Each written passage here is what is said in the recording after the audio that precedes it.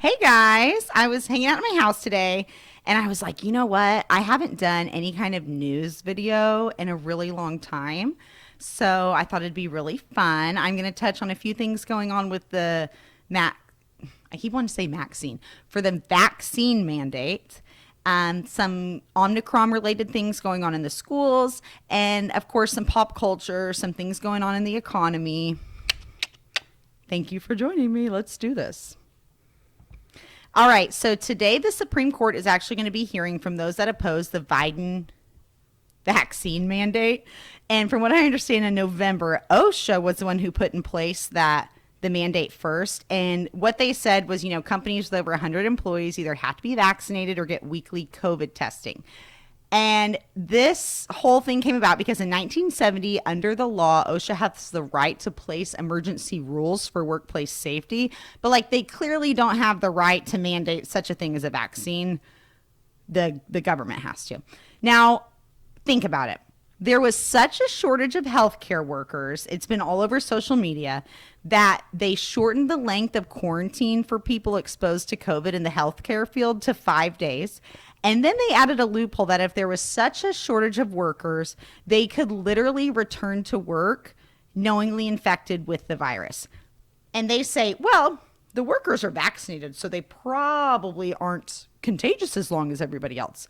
Listen, the current research on that has been rather inconclusive. So they're just out here freeballing all this information and what they're doing. And that's why I think the mandate probably won't get passed. What it's boiling down to today is this something that can be an executive order, or does it need to go through proper legislation channels?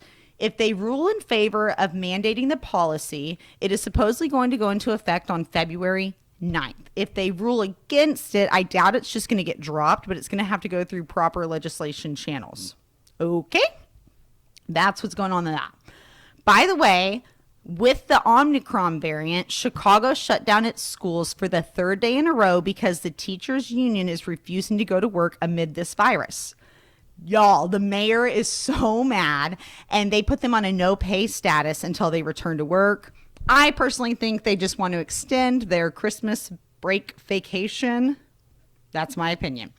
Now, in Arizona, they actually have a fund available to families. So if by chance your kid's school gets shut down, those eligible based off their family finances get like $7,000 for educated related aid. That's pretty cool. Now, Chicago's going to have to do something like that if they're not going to open up the schools. But apparently, they're not the only people refusing to open up their schools. There are 2,000 schools across 21 states that are holding off on returning in person to the classroom. Some districts across the nation are requiring a negative test to return to the school. Like, you have to go get COVID tested. It's got to be negative, and then they'll let you come back. Others are allowing everyone in the district to come to school, but they're going to do randomized testing, kind of like random drug testing, but for COVID. Two Oklahoma City schools actually are going straight virtual learning today, and that is why I don't live in a major city. I was so glad Christmas break ended and my kids went back to school. Now, y'all know me, though. Those of you that know me, I don't wear a mask anywhere I go. My kids don't have to wear them for school. My kid did a Christmas singing program, and of like the 100 students there, only 3 were wearing masks. That's just like the world I currently live in. I feel like I need a bear can wind chime and a Mountain Dew in my hand for admitting that. But it is what it is. That's the truth. So moving on from COVID a bit, with the unemployment rate dropping significantly, y'all, it dropped a lot. So with the COVID pandemic, it spiked to almost 15%. It was at 14.8 April 2020. And as of last December, it's a whopping 3.9. But let's be honest. How many people do you know that utilized COVID unemployment like to the max? Like, dude, my brother-in-law purposely got fired and then stayed home for as long as possible for the benefits because he literally... Y'all, he was making more money using COVID benefits than he was working, probably because he never went to work. But my whole point being is, a bunch of people We did it because they were paying, and now it's over, and here they are. They all got jobs again. So with the unemployment rate lowering, the Federal Reserve is taking into consideration this inflation occurring, and they want to cap that. And to do that, they're talking of raising interest rates, making it more costly to get cars, houses, loans, all that. Like, people are finally getting jobs again, getting paid closer to a livable wage, and like, they ain't gonna be able to finance anything. You know, they get a raise, they ain't gonna be able to get a new truck. This is, it's frustrating. We'll see what happens. So, Kyrie Irving. I want to talk about Kyrie Irving. So he did refuse, this is like the last thing COVID related. He did refuse the vaccine. Now he plays for New York, and the vaccine is mandated there, so he was not allowed to play home games. And then his team decided to take it a step further, and they were like, if you're not going to get vaccine, you can't go on road games either, even if the state that they were playing in did not have a vaccine mandate.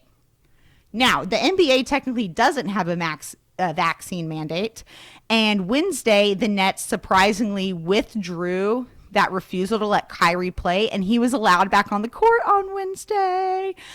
I love Kyrie Irving so much. Honestly, I don't play basketball. I don't even really know a lot about basketball. My husband's a huge fan, but I love Kyrie Irving's basketball shoes. Like, I love them. I even have a pair. Moving on. Did you guys know that the Eagles are doing a Hotel California tour this year? They will be at the BOK May 16th, and tickets are between $129 and $450. They will be available to purchase on Thursday the 13th at 10 a.m. Now, moving on to pop culture. I love pop culture, so I do want to touch base on how ridiculous this whole Pim thing is. Pim is a new couple all over the tabloids. For those of you who don't know, Kim Kardashian and Pete Davidson. For those of you who don't know who Pete Davidson is, he is the host of Saturday Night Live. And this whole thing is really weird to me because, like, one, Pete's my age. I'm 28. And Kim is 41. And they're just like not equally yoked, okay? His net worth is $8 million and Kim's is over $1 billion. Plus, he's the host of SNL and funny and like, haha, I'm wearing like weird clothes and hanging out. And she's just passed her baby bar exam and on her way to be a lawyer. Crazy. So that's another thing people ask about. In California, they have this law where you can like bypass going to law school, I guess, and you take a 2-part law exam. So that's what she's doing. She's halfway down. Now, while we're on the subject of the Kardashians, you know, Khloe Kardashian's boyfriend at the time, Tristan, cheated on her again. And the woman that he cheated on, he got pregnant. And then when she came out and was like, yeah, I'm having Tristan Thompson's baby, he was like, no, you're not, and denied. Well, this week it came out, you are the father. You are the father. So everybody's like, oh my gosh, poor Khloe. Oh, that poor girl. You know what? I said poor Khloe 3 Tristan Thompson scandals ago. All right. Lamar Odom was better than this fool. This is crazy. They claim that Khloe is officially done, but she said that before, and I think Khloe Kardashian's version of being done is a lot different than my version of being done. That's all I'm saying. Now, this is a little embarrassing to admit, but I have been watching this latest season of Sister Wives, episode by episode as it releases each week. And that is a Mormon family that had 4 wives. I say had, you'll find out why. And they originally, remember, they lived in Salt Lake City, and then they were going to get arrested, so they moved to Vegas, and now they are in New Mexico. Well, his wife, Christine, left him finally. They'd been married for 25 years and had 6 kids together. So for those of you who don't know, Christine was his 3rd wife.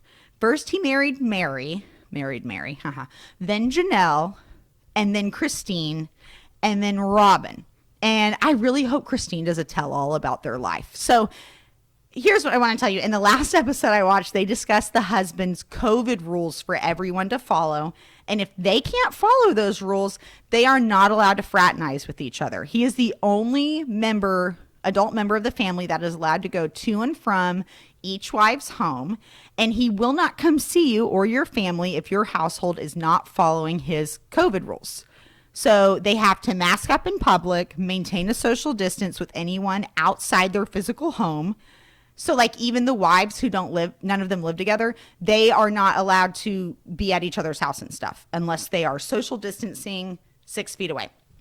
And he won't go to your house if you're not doing the same. So basically, you know, Robin's kids have to stay away from Janelle's kids unless everyone's doing everything on the list. So here's the rest of the list. If the kids do see friends, they must be outside and no less than 10 feet apart. Their mail has to stay outside 24 hours after it's delivered and then wiped with alcohol. When they go to the store, they have to immediately change their clothes when they get home and wipe down all the products from the store. Before they bring them in. There is no fraternizing with other people. The only place you basically are allowed to go is work, and like they only want the wives like of that house to do the errands and stuff. No traveling, and for sure no seeing your kids who aren't following COVID rules. So if you have an adult child that's not following all of those rules, he does not want you to see them. And if you do break the rules, there is a quarantine period, and then you could possibly be permitted to see Cody and the rest of the family if you resume his rules. And the latest episode, his wife and Mary are the only ones who are following his rules. And Cody actually said, though, in his last episode that him and Mary are just friends. They don't have a romantic relationship, which is so weird to me. His empire is falling apart. And I looked it up, and Cody is reportedly, his net worth is like $800,000. And in 14 years, they've only made $4 million off of the show. Not worth it. Do better. Do better. Okay, guys, that wraps it up. I just want to let you know that this little segment was sponsored by Storytime Podcast. That is a true crime podcast that I do. It is on Apple, Spotify, Anchor, Alexa. You can listen to it on Amazon, Audible, everywhere. So check it out. I picked the most common name on accident. So just search my name, Haley Lyra, and my podcast Storytime will pop up. It's like red. All right. And I will talk to you later. Bye.